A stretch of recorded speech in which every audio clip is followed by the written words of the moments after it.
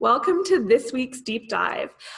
This week we're really excited because we're a little bit delayed because Scott and I didn't get our schedules lined up exactly, but we're covering two tweets on this one. So Scott, introduce yourself. Hi, I'm Scott Nussinow, MAS. I'm Executive Vice President of Artwork Services USA, services provider to the industry, and been in the industry for 40 plus years, mostly as a supplier.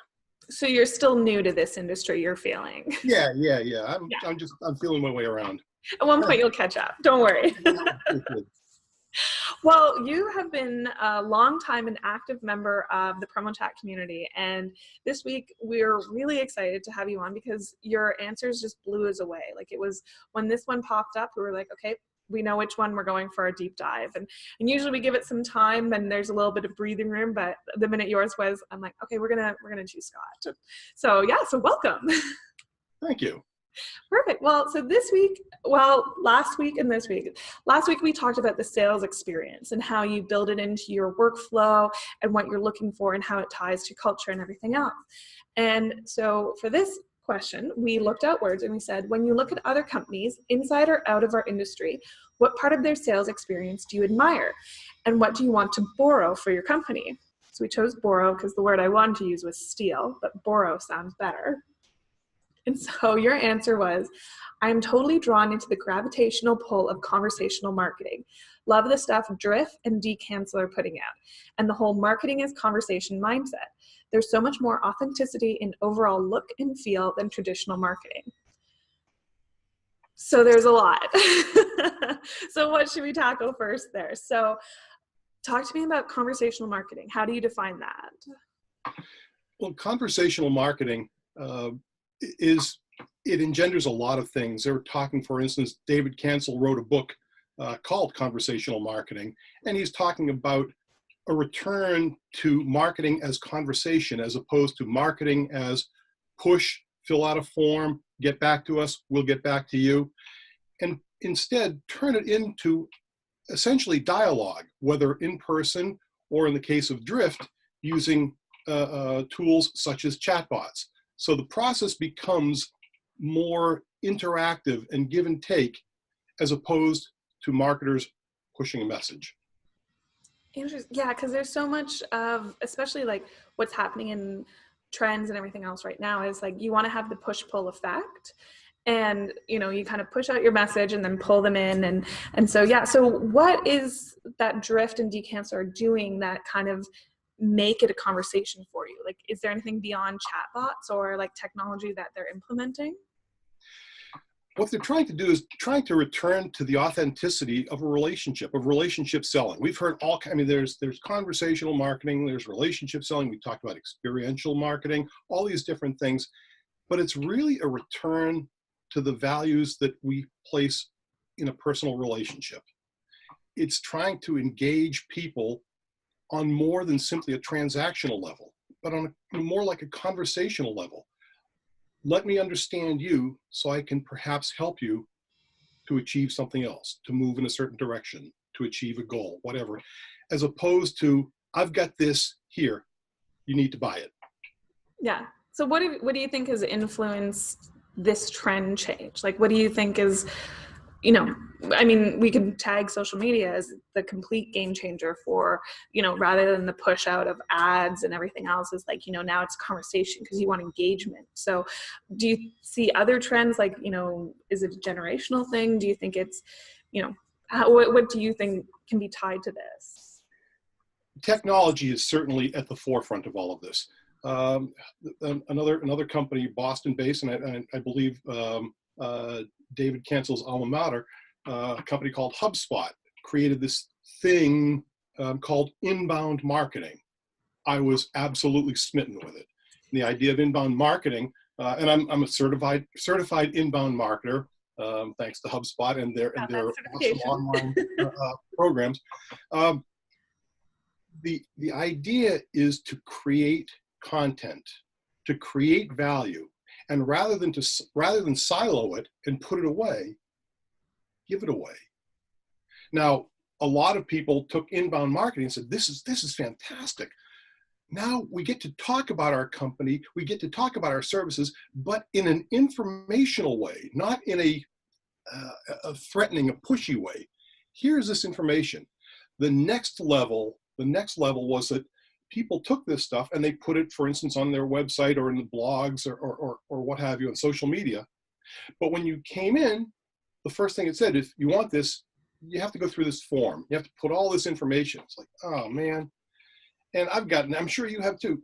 You get there and it's like, really? I just want, you said you had this white paper. I'm really interested, but you're making me jump through one or too many hoops. And the idea of conversational marketing instead brings it back. See how I brought that back around to conversational marketing? Conversational marketing says, tell me what you're looking at. Why are you here? What are you looking to do? Oh, well, I'm here because I'd like to find a way to improve the conversion rate of visitors to my website. The conversation continues. That's great. Well, we have a white paper on that. Where shall I send it? Email address. So reducing the barriers and making it such that people can talk the way you and I are speaking, just back and forth with one another. And instead of pushing forms out, the conversation evolves, and whether it's with a bot or a person, you're giving away information, but you're not forced into, name, rank, serial number, ID, and what have you. So it makes it more fluid. Yeah. No, it's really interesting that way. Like, so I'm in the market for a new car right now. So I've been doing all my research and which I hate. If someone could just hand me a car and make it not easier for me, that'd be fabulous. But what amazes me right now is how many car dealerships have chatbots on their website that pop up. And I've been looking at like the sample phrase each time. It's never like, how can I help you? It's always kind of that level of engagement, like we're in the middle of a conversation. They're like, oh, let me know if there's anything you spot or if there's anything I can help you with. Like how they use that language is really interesting because it is so much about language where you're right, it's not being pushed on you, you're being engaged and brought in. So what ways do you think it can be used for our industry? That's a great question because everything comes back to what it is that we're doing. I see, for instance, websites. Let's take distributor websites first. Distributor websites, for the most part, end buyers come into a website, they look around, and honestly, most distributor websites that I've seen look like every other one because they're buying from one or two major players, and it looks the same, and you get hit with a barrage of product. Oh, now I've got to go figure out what it is I want. I guess I want caps. Okay, fine.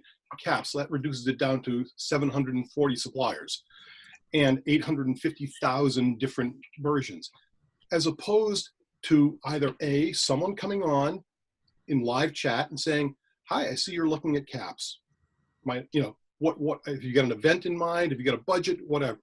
Or in the case of technology, a chatbot that starts typically with the phrase, what brings you here today? But then it helps you. What you're trying to do is you're trying to help people move through a channel. Go from, I know I need something, to, wow, this is really cool. My customers are going to love getting this. And anything that you can do to make the process better, as I said, we're going back to the distributor websites. Right now, it's going in and clicking through all these different things and then picking up the phone or perhaps placing an order online. But everyone's site seems to be, not everyone, most sites seem to be cookie cutter. Now, the same could be said with supplier sites. Supplier sites come through, and one of my favorite pick-on points with supplier sites is incomplete data. My brother Todd is a distributor, and Todd and I share thoughts and perspective all the time. Although I'm the smarter brother, so he picks my mind. I say the same about my sister. So at any rate, we were talking once, and he said, I need information. And I go to a website, and I look on the site, and unfortunately, most of them are kind of clunky. Mm-hmm. But then he goes, the favorite tick me off, not the word I was really going to use, is Contact us for more information. As Todd said, that might as well say, check out my competitor's website because he's looking at that site at 10:30 on a Saturday night. So contact us is virtually useless. I can see where suppliers might use a bot or live chat or a bot over the weekend that basically says, I see you're on pricing, you're looking for shipping costs. Is this correct? Yes, and then it moves you in that direction. But something that makes it so that even if a live person isn't available, there's technology there to help them along. And again, it's conversational. Yeah, it's interesting because I did a seminar at WLC, the Women's Leadership Conference with PDAI, so many acronyms, last year, and Dale Denham did a talk, and he asked the group about who has used a chatbot, and the majority of the room put their hand up, and they're like, who has found it helpful? And everyone put their hand up, and they go, who has a chatbot on their site? And like 2 people put their hand up. And that kind of like we're always slow to embrace technology, but that was like, because people are using it and they're coming either with ideas or direct sites. And so how you bring it all in and you're right. And we need to think of it as a sales funnel. Like, how are we funneling this in, beyond like the larger scope of where they're looking at our site to, I'm looking for hats, I need it embroidered, and they've got to be red. Yeah. It's about the user or customer experience. It's not about you. It's not about your efficiency. It's about the user experience. And once people get that into their heads, the answers are almost self-evident. Make it, people say all the time, have you visited your own website? Have you checked out what it's like to place an order with your company? And of course, most of us say, oh, I know what it's like. Well, the reality is we are all we're seeking what we all have that confirmation bias. We already know we're cool. We already know we're good. So we've done that. We're good. The reality is, if you talk to distributors, if you talk to customers, if you talk to end buyers, and you truly are able to elicit genuine responses, you'll find that in many cases, look, everyone talks about, the Amazon effect. People now expect that kind of experience. They expect to be able to go on, and if they so choose, in 2 clicks, have this phone case sent to them and have it tomorrow. That is real customer centricity. Most industry sites, not quite there. Not so much. And the convenient run for cover is, oh, well, we're different because it's all personalized. Yeah, and maybe we can't make it so that it's exactly like an Amazon experience because there are more variables, and truly an infinite number of variables. However, we can damn well make it better, and that's the point. Yeah. The drum I've been banging is like, customer service is not a selling point anymore. But that customer service, because everyone's like, oh, it's the personal touch. I'm like, it's not, because people don't really want that personal touch all the time. And but if you also have to think of your website as the customer service, like how easy is it for them to navigate, get in touch with you, think about, there's all these different factors that, we have to stop thinking of customer service as the face-to-face time. It's how the sales experience is until they get to the face-to-face time. Yes. Yeah. It's the user experience. It's the sales experience. The totality of that user experience. Yeah. So on the topic of user experience, because we're recording this a little bit right after this week's Promochat, which was about experiential marketing. So we have a second tweet from you that we want to cover. So our question was, we just do 2 with you. So our question was, we're sitting on a wealth of promotional knowledge. How can we use it to justify the ROI of experiential event? And you said, to justify an experiential event investment, you have to be a great storyteller. Create an image in the client's mind eye of the event, how it would look and feel, how it would make you and others feel, and sell that feeling, sell the lasting residual value. again, great tweak. You're cramming a lot into the 280 characters you get. So my question is, so what would be your selling point for selling that experience? Like, how would you sell the experience, the connection, because you want an experiential event, what it has to be, it can't just be of the location, it has to be, the longer run for it. So what is your thought on it? I think one of the first things is you have to take a long view, and then you have to get the customer or the prospect to buy into the longer view. What you're selling is an event that is going to hopefully create a lifelong memory that marries your brand, your image to that memory. So it could be a live concert where key accounts get to meet the band afterwards or whatever, and then all kinds of promotional stuff that goes along with it. The promotional items, the hat, the shirt, the pen, the sunglasses, whatever it might be, those have significant staying power in and of themselves. If you take those and you marry them to an event, oh my, now, yeah, this is the time. This is for you, Bill Petrie. This is when I was pulled backstage at Van Halen, and I got this hat and these sunglasses, and I got I got this autograph on my chest, and I'm never showering again.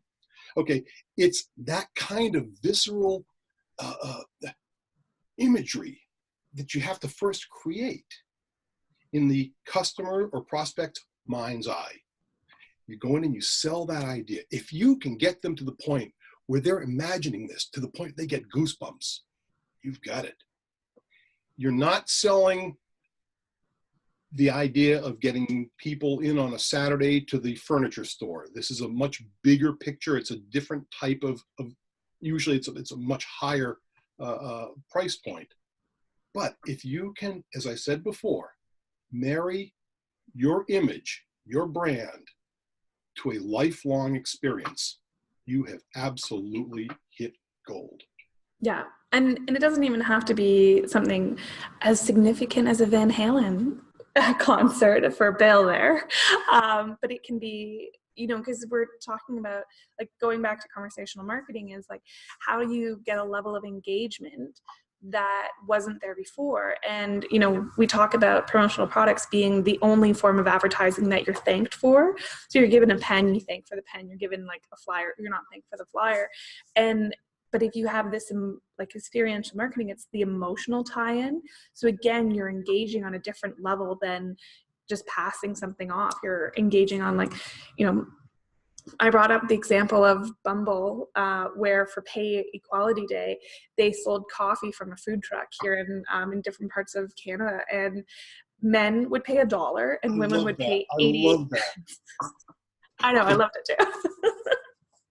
But for that, it was like, they use promotional products to tie into, but it also is this very visual representation of their brand, their values, their end of the message they were trying to send. And there's something you can really do with it. It's like, you want to sell the visual beyond graphics. Like, you want to sell the visual in an experience. What you're trying to do with the experiential marketing is you're trying to marry brand to an emotion. Yeah. And the memory of that emotion, the memory of that experience. I think I had mentioned during our break in our Twitter chat this week, our promo chat this week, that I had gone, my wife had gotten me for a significant birthday, gotten me a birthday present of a day racing cars at Lime Rock racetrack. And the first part of it, we ended in formula cars, but the first part of the day was in these little Mazda Roadsters that were all tricked out. If you don't think, and Mazda, of course, is splashed all over the place. We got some pretty cool stuff as a result of having gone there. If you don't think I marched my little butt over to the local dealer and said, I want to try out the most tricked out little MX-5 or Miata, whatever it was, that you've got, because I drove its wild, its wild cousin here. And I want the race car, the tiny race car version of what I just did. Yeah. And truly, that memory for me is absolutely burned into, those few remaining brain cells. And every time I go by a Mazda, a little roadster, especially one with a top down, especially one with roll bars, it's like, oh look, that experience. And once again, that was something that was done. The branding, it was not, I paid a lot of money to go there, or my wife paid a lot of money for me to go there, but the way they branded that, it could have been a car. It was a Mazda. It was a Holland butt Mazda, and it was a fun Mazda. And the benefit for Mazda is that now you've probably talked about that for multiple times to multiple people and tied their brand in with your good experience for it. Absolutely. Yeah. Absolutely. Yes. Well, Scott, thank you so much for your time this week. I love this conversation. And where can we find you on the internet? Are you just on Twitter, LinkedIn? I'm on LinkedIn, Scott Nussinow. Twitter at Scott Nussinow. That's SCOTTNUSS. There's not a lot of duplicates out there, so I'm pretty comfortable doing that. Facebook, LinkedIn, anywhere. You can find me anywhere. Throw a rock, you'll hit me. Well, perfect. And thank you again for Maple Ridge Farms for being a sponsor of our chat. And we'll see everyone again for next week's promo chat. So Wednesday, 3 p.m. Eastern, noon Pacific. And thanks again for joining us. Take care. Bye-bye.